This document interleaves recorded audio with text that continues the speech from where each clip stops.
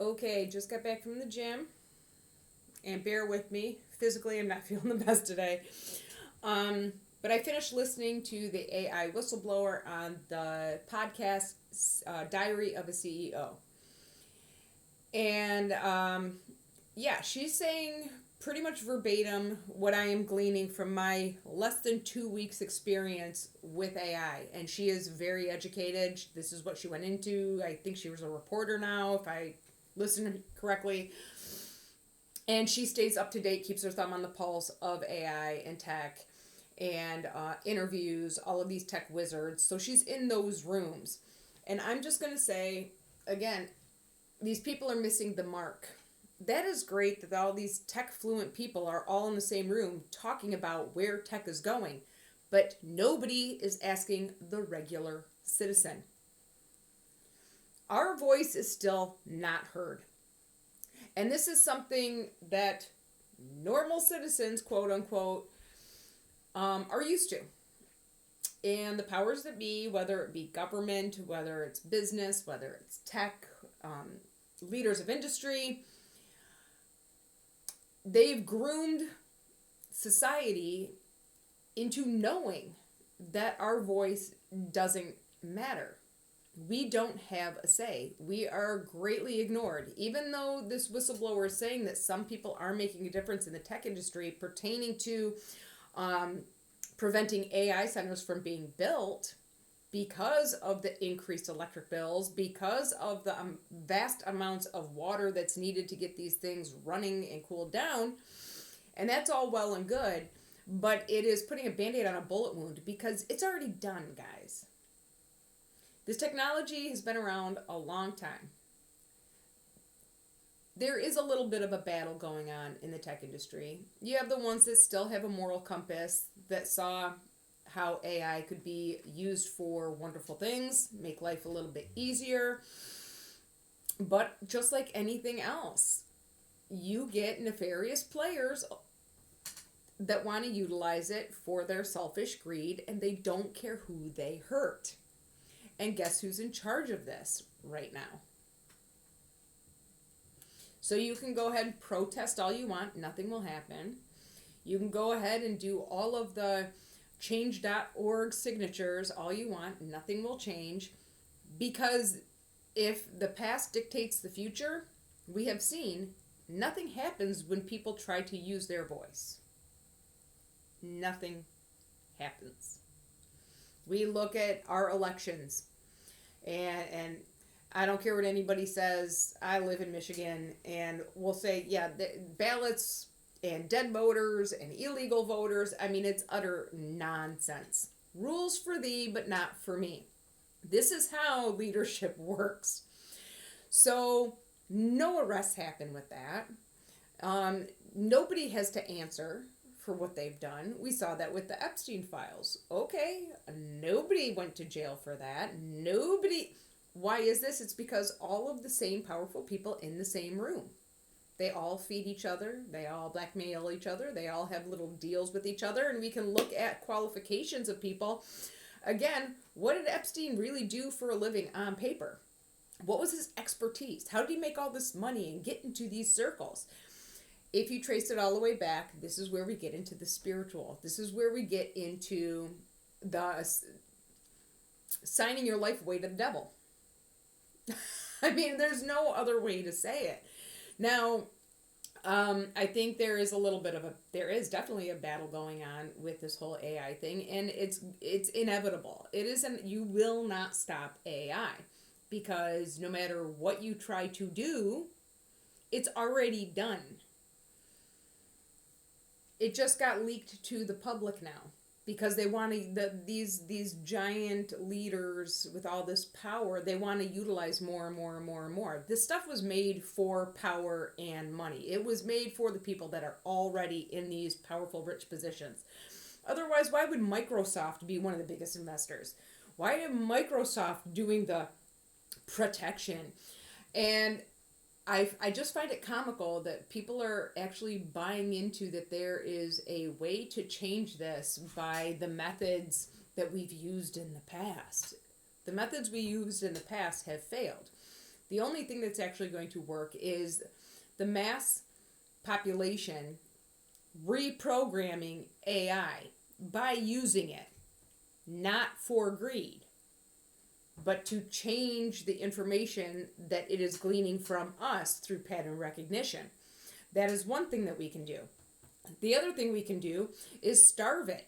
And guess what? That won't happen either, because you have normal citizens that are looking at AI as a chance to even the playing field financially.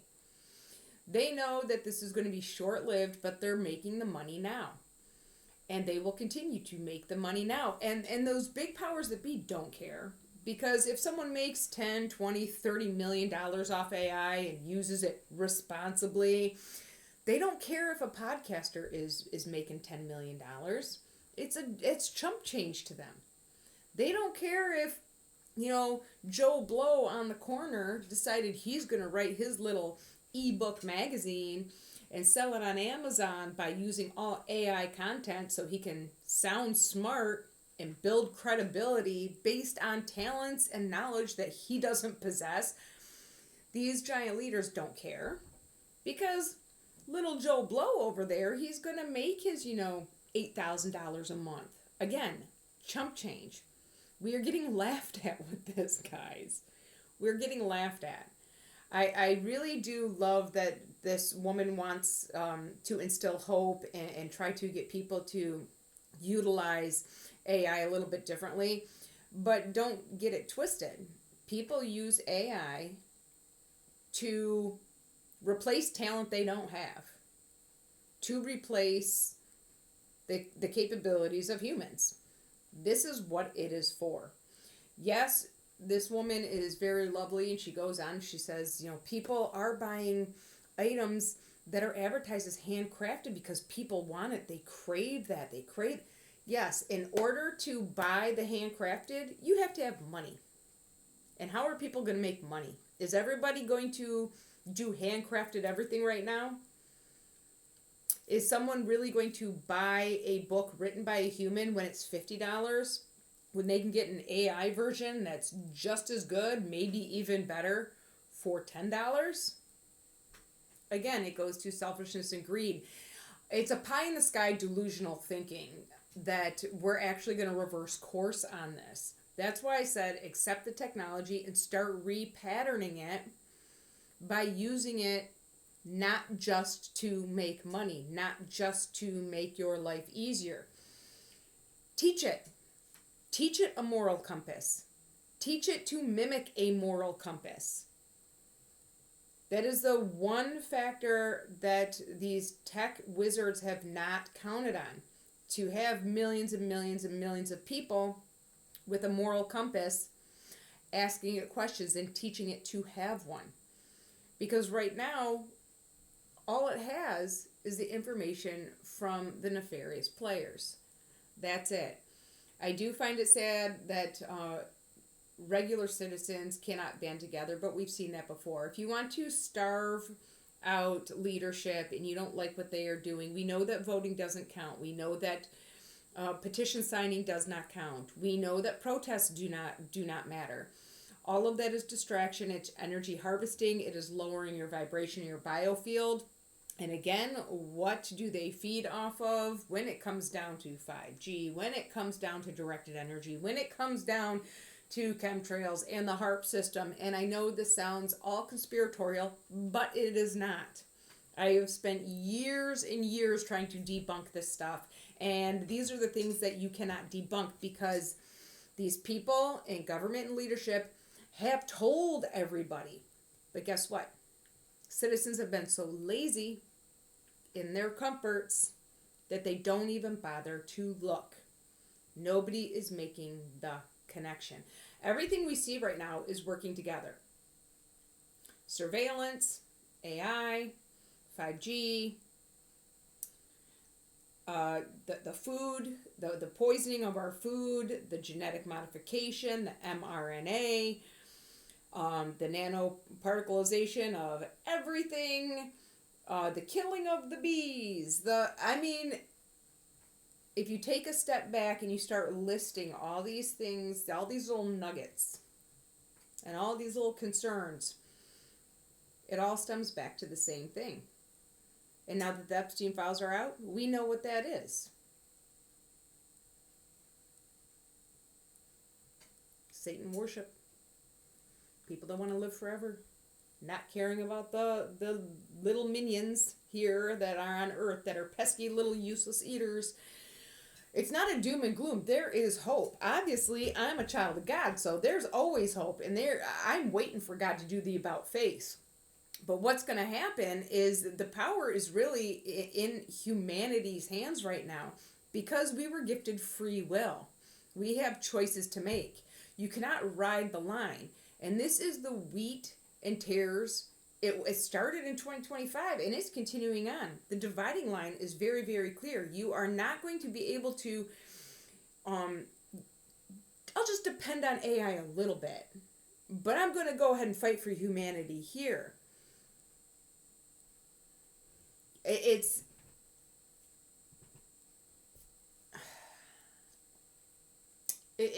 frustrating. It's frustrating to listen to these people because, yes, they're all in the same room and they're all making the projections. And I'm sitting there going, as she's speaking, I'm going, and where are we getting those projections?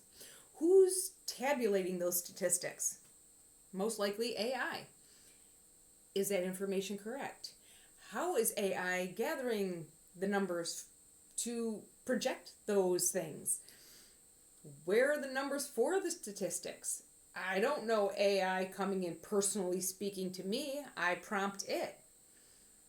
The people that don't want anything to do with AI will stay away from AI. Therefore, AI is not going to have correct statistical data.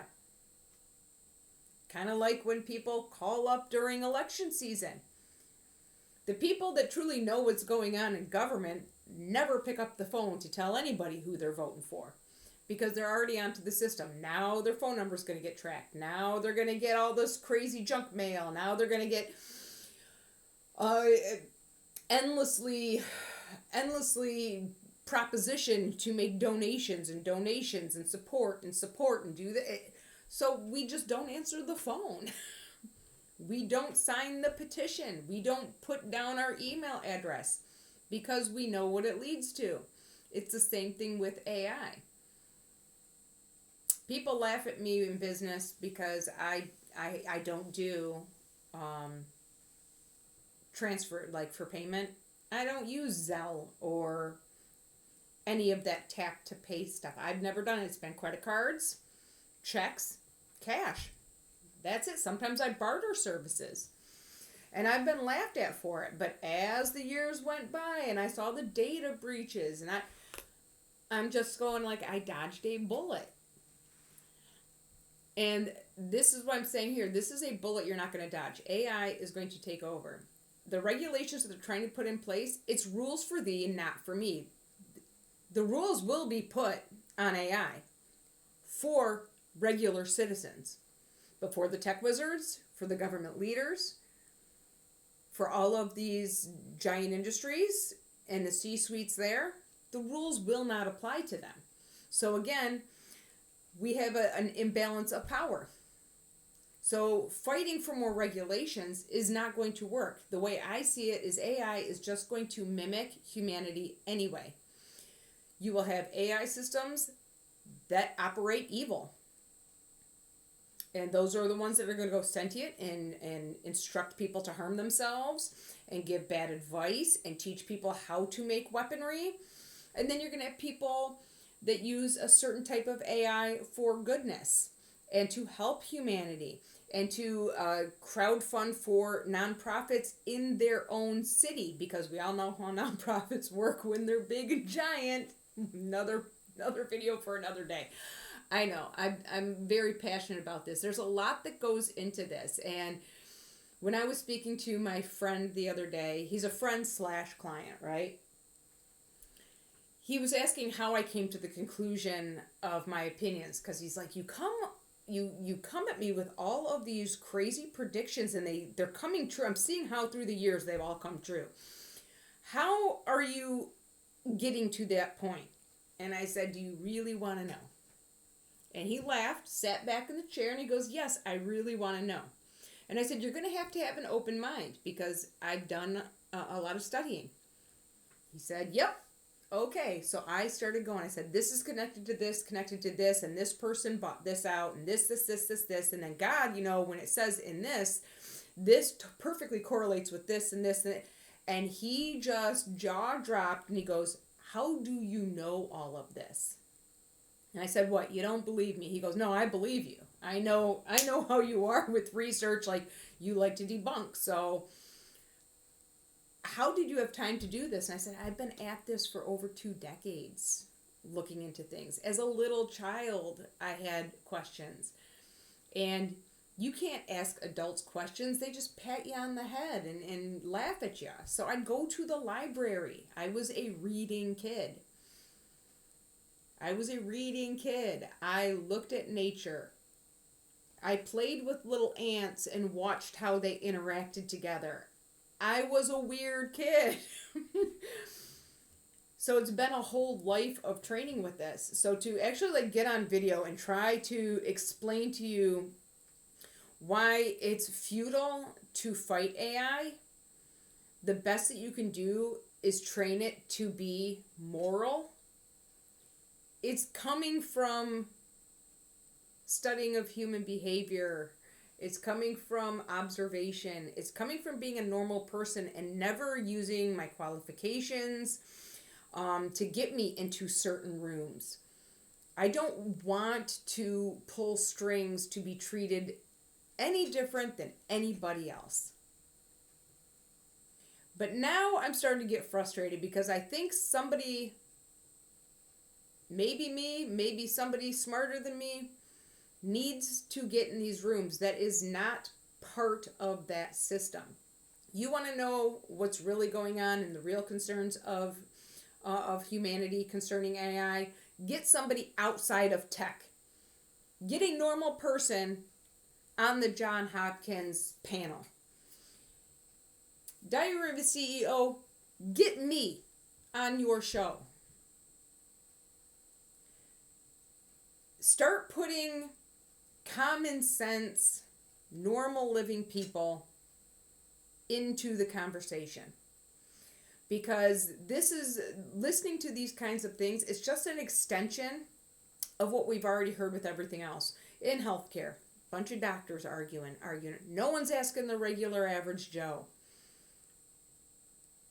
Epstein, they're all talking up there because they're all covering each other's keisters. They know what the regular people are saying, and guess what? They don't care. So we need real solutions for people. People will lose their jobs. It's just going to happen. People losing their humanity, like this woman was talking about, I don't believe that is going to be a problem because the people have already lost their humanity.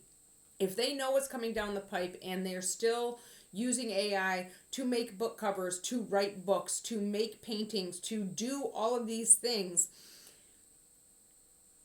they are utilizing AI for talents that they do not possess.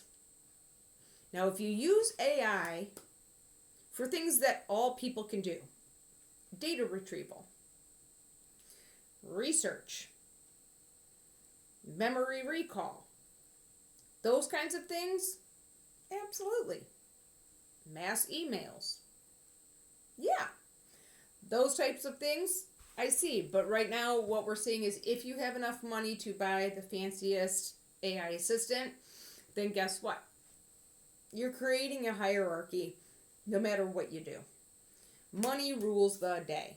The best thing that any human can do with AI is, if you're going to use it, spend time utilizing the tool, but also spend time reprogramming